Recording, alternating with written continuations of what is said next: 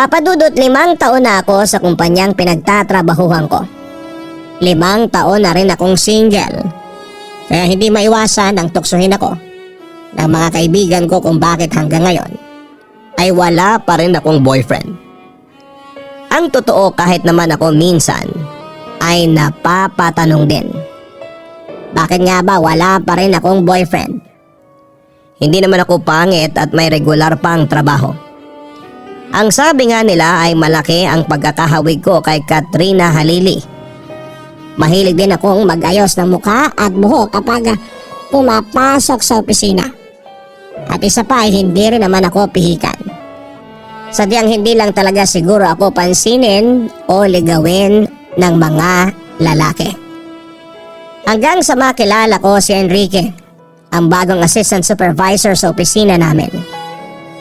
Matangkad siya, medyo maganda ang pangangatawan at singkitin ang mga mata.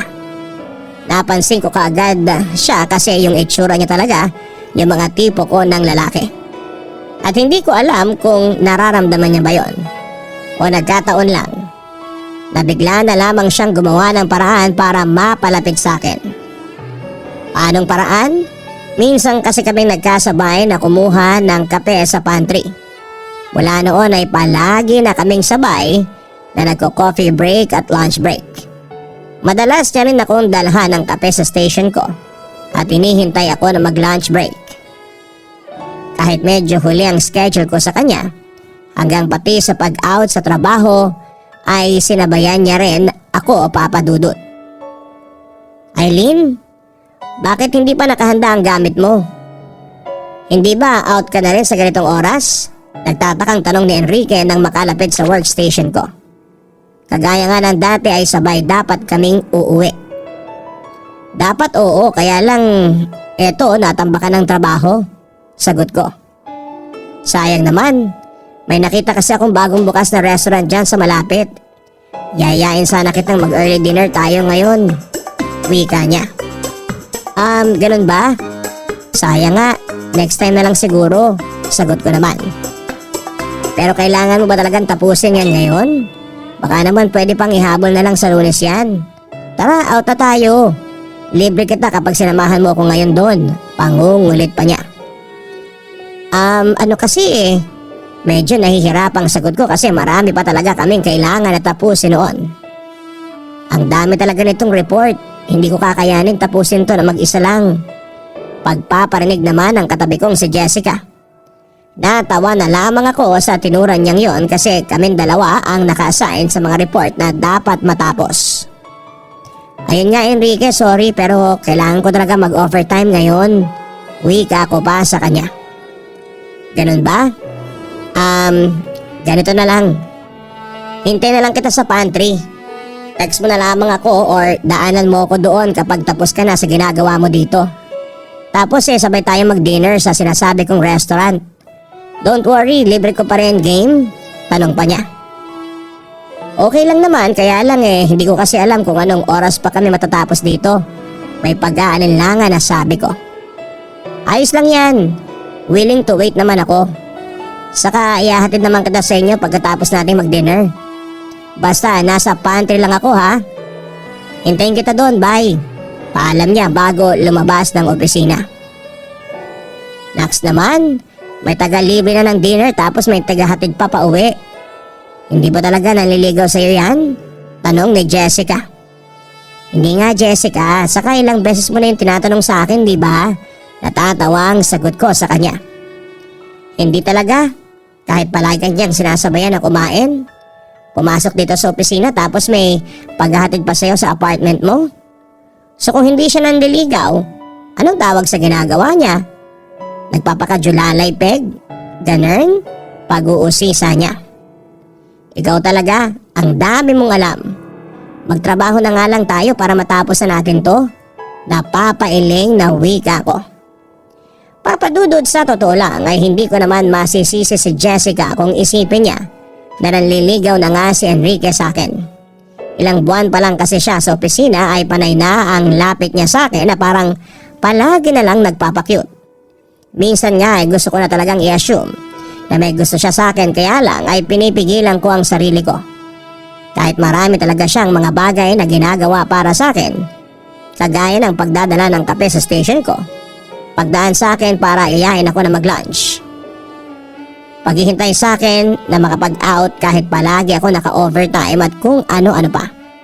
Wala naman kasi siyang kahit na anong sinasabi tungkol sa nararamdaman niya.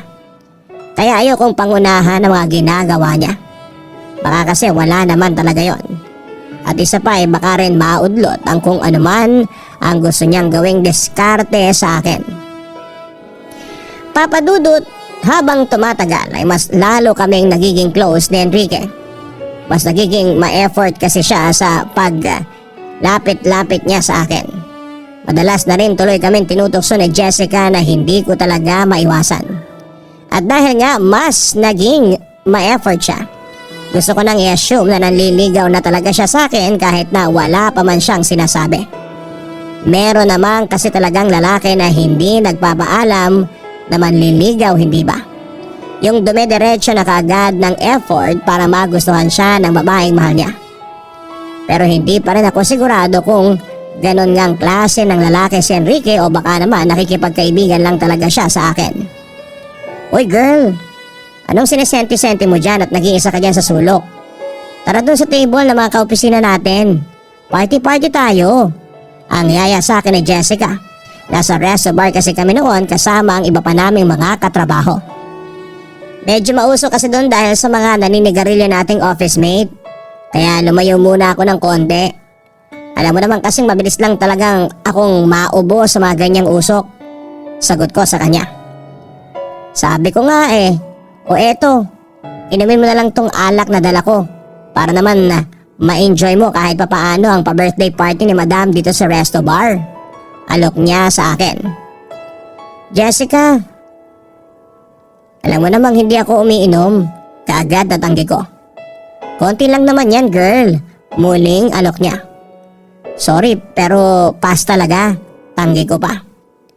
Aileen, kanina pa kitang hinahanap. Nandito ka lang pala. Eto dinalhan kita ng maiinom. Wika ni Enrique nang makalapit sa amin. Naku Enrique, sorry ka pero tatanggihan niya ni Aileen. Good girl kasi yung friend ko. Singit naman ni Jessica. Uy, tumahimik ka nga dyan Jessica, para kang sira. Pero Enrique, tama si Jessica. Hindi kasi talaga ako umiinom.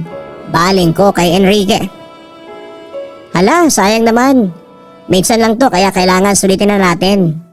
Nakita ko pa naman kung gaano ka nahirapan sa trabaho kaya dapat sinusulit mo talaga ang mga ganitong pagkakataon. At ang alak ang pinakabida sa gabi na to na dapat hindi natin pinapalampas. Ang sabi pa niya.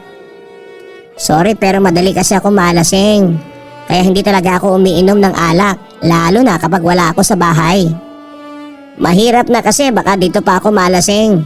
Ako lang din ang mahihirapang umuwi. Muling tanggi ko. Sino ba namang may sabi na hahayaan kitang umuwi ng lasing at mag-isa? Siyempre kasama mo ako no? Ihahatid kita hanggang sa apartment mo. Wika ni Enrique. Ayun naman pala, medyo lalay ka na may maghahatid na pala sa'yo mamaya kaya go na girl. Inumin mo na yung alak na dala ni Enrique. Ang singit naman ni Jessica. Don't worry, maingat ako mag-drive kahit medyo nakakainom. Isa pa alam mo naman na kapag kasama kita,